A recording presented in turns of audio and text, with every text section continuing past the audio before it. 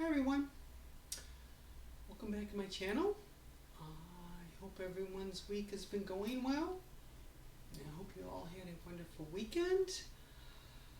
For those of you that are new here or just recently found my channel, I am Gwen, a 67-year-old woman with transgender experience, making all kinds of content. So how is everybody doing? If things look a little different today, more so this way, it seems a little less cluttered. My partner has, actually the reason why I'm kind of filming late is my partner went through and kind of cleaned this area up. This pile right here has to go to one of the thrift stores. We're going to be donating that, so that should be going soon. So things, actually more this way. Some of this is my son's stuff, and here's some things that she's going to be selling on eBay. And then way back here behind me is some dog stuff. But anyways, so I hope, like I said, I hope everyone had a wonderful week. Let's see, for myself, Thursday I was part of a panel discussing transgender issues in the workplace. It was really wonderful, very insightful. I was able to share a lot of information, and I actually learned a couple things, which is really interesting. One of the, it's actually the person that sat next to me, she was a college basketball coach, and she was talking about transgender women in participating in sports. And it's a really big hot button issue, depending on how you feel about it, where your feelings may fall. But she said, this is something I did not know, that the NCAA, the National Collegiate Athletic Association in the United States, the NCAA rules, and even the Olympic rules are very strict. An individual, trans feminine individual that is on estrogen has to be on estrogen a minimum of 1 year before they're allowed to compete. Their testosterone levels have to be at a certain range, probably, I'm guessing, probably comparable to that of a cisgender woman, which is 20 picograms per deciliter, I think it is. But anyways, and those levels are monitored constantly. If the testosterone level doesn't come down fast enough, or for some reason drops and then starts back up again, then that individual has to wait until their testosterone level is back down to that of a cisgender woman, and then have to wait another year. So it's really strict. Anyways, she was saying she had a trans feminine student that wanted to, I think, participate in the basketball team, and she was transitioning. She used to be a track and field runner, and she'd been on hormones, and she thought, well, prior to transition, she used to run something. I don't know, it was a number of miles or a number of meters. I don't know if she did like an 800 meter race, or 1600 meter, or a 5,000 meter race. I'm not really sure, but this gal was saying that the student used to run, she knew what her time was prior to transition, what she was able to run.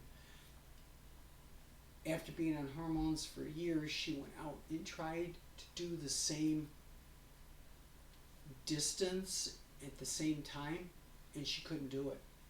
Um, she just didn't have the strength. Personal experience, actually not running, but it was something that happened over the weekend, and we have 100 feet of garden hose that I had to bring in the house to do a project that I was working on in the house. And in years past, I would be able to easily pick up that 100 feet of hose and hang it up or whatever. So I actually brought it in through this back door here behind me. I brought it in. I'm like, oh my gosh, why is this so heavy? And it dawned on me, well, after 2.5 years of being on estrogen, the muscles just aren't what they used to be. So, but anyways, so that was really, really nice to be involved in that panel. It was kind of fun. I'm glad I was asked to participate. Let's see, Friday electrolysis, and we did have the owner of the salon. Her and I had quite a conversation. It involved not so much trans feminine but trans masculine individuals, and some of the things, physical things that happen when they have bottom surgery. I don't want to go into too much details. Don't want to get in trouble or cause any issues, but I was very surprised at what she had told me, and some of the things I had never considered. One of which is for a transmasculine, so those were individuals assigned female at birth that transition to male, is when they create the phallus object, let's say, for penetrative sex. They use a skin graft, which I kind of figured, and if that individual wishes to have an erection, they usually put like an air bladder inside that the transmasculine individual can inflate to cause an erection. What I was surprised to find out was there's virtually no feeling in it, and I'm like, that's kind of strange, kind of bizarre. And I mean, it's because there's really it's just skin. There's not any way to connect nerves or anything like that. So that was kind of strange. And she mentioned that a lot of these trans masculine individuals not complained, but said transition is very different for them because prior to transition, of course, they're appearing as female, and they could go into stores and see little kids and say hi, or go to the park and sit there in the park and watch the kids play. Nobody thought anything different. As soon as they transitioned to male, they couldn't do that because now they would be considered or viewed as a pervert or a pedophile. And I'm like, oh my gosh, I never thought of that. So, let's say you have a transmasculine individual that maybe really, as female, loved kids, wanted some of their own or whatever, and they transition to male, so they're used to interacting with little children, and all of a sudden they're viewed by society differently because now they're male, and they're viewed as more of a sexual predator or a pervert. I'm like, oh, I never thought of that. So interesting. But anyways, Saturday, I talked a little bit about it last week. Saturday was a reunion from the old McDonald's gang. Those of us, it was 15 to 20 of us that had all worked at McDonald's together at one time and had been friends all these years. Well, we did have our get together. I figured we were going to get 14. We had 10. Unfortunately, 4 were not able to show up due to last minute family matters that had come up, which very understandable. That's fine. So, but there, like I said, there's 10 of us, 8 women and 2 men. And oh my gosh, it was so wonderful. I got there at 4 o'clock in the afternoon, and I was one of the last to leave, along with 3 other women, and that was 10 p.m. at night. So it was so much fun seeing everybody get together or be together. Some I haven't, trying to think here. Everybody that showed up, some I haven't seen in probably 15 years or better. I'd say at least 15 years. The rest probably, let's see. Oh my gosh, well, actually some of them I saw back in June when we attended that celebration of life for one of our other friends. So those I've seen earlier. There was somebody that I missed. Probably hasn't been. Yes, there is one person I missed. 2 people, both sisters, and it's probably been 8 years since I've seen them. Now, one of my friends, I don't know how to put it, but I don't know if you want to call it spiritualism. I'm not really sure what the term is anymore. She is very much into like psychic energy and healing crystals and things of that nature.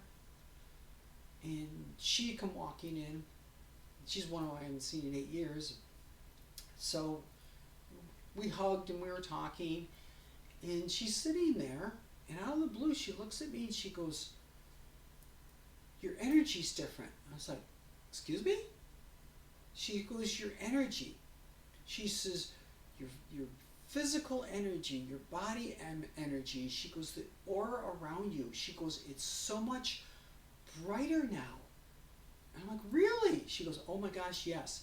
She goes, "It's so different than what it used to be." She goes, "It's very, very bright now." I'm like, "Oh." And she's like, "Well, are you happy?" And I'm like, "Oh my God, yes." I says, "I'm happy being the way I am." And she goes, "That's part of the energy and it shows." I'm like, "Wow." So everybody else came, little by little they came wandering in, probably over the course of the next hour. And that was everyone's first time in seeing me like this, as my authentic female self. And everybody was just, oh my gosh. Well, the 2 guys are guys. Let's be realistic. Been there. It's like, yeah, you look great. Okay, fine. Let's move on. Let's go to the bar, get a drink. Whereas the women, they're more, oh my gosh, you look so wonderful. I had 3 or 4 comments. My God, you're so pretty, and your makeup is flawless. And oh my God, you look fantastic. And well, of course, that made me feel wonderful. So, but all in all, it was a really, really good time. We had lots of fun, and we're talking maybe of trying to see if we can get together again in April. It's after I'm not going to say so much after winter. I mean, we could still have winter around here, but after winter and before the vacation season starts. So we'll have to wait and see, which kind of makes me think of why I'm inside today.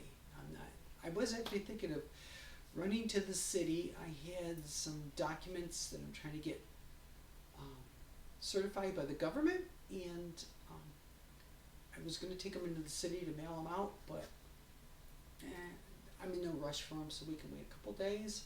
I'm going to be in the city a couple days, so I'll do it then. An unnecessary trip. So I was thinking maybe, recording on the way, but I changed my mind about going. And I was thinking about doing an outside video. But it has been raining here. And it is not that it's a big deal. It's quite kind of cool. It's about 67 degrees Fahrenheit. So it's a little on the cool side, especially with the breeze that I can see blowing out the window. So I'm like, well, okay, I can just recording here. So here I am.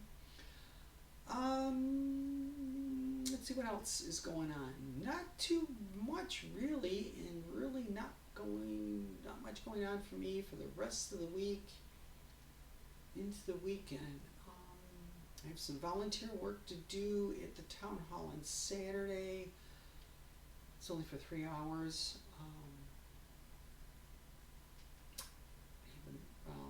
It's a transgender meeting Friday.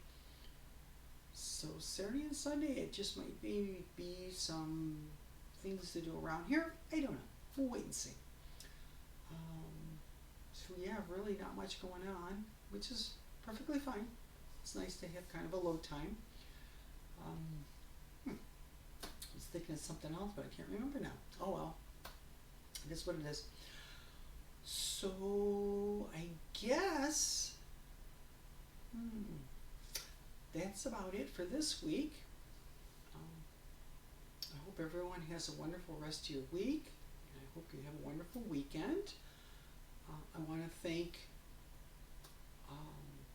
all my new subscribers for subscribing to the channel.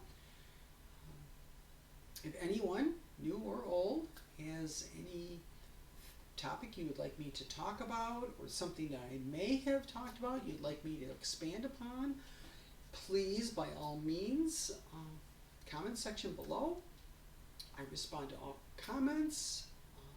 For those of you that have been around long enough, you know that I do. So, as always, like, share, subscribe, and you are the ones are the reason why I'm here every week making videos. I love you all, and this is the reason why I'm here. You kind of make my week in a way. Kind of gives me to think a little bit, trying to come up with ideas for things to talk about. So with that, I'm going to wrap things up for this week, and like I said, I hope everyone has a wonderful and safe and fantastic rest of your week, and a wonderful, safe, and fantastic weekend. Stay safe, stay healthy, so I can see you all here, maybe outside, maybe in the car, I don't know. But see everyone here next week. Bye, everyone.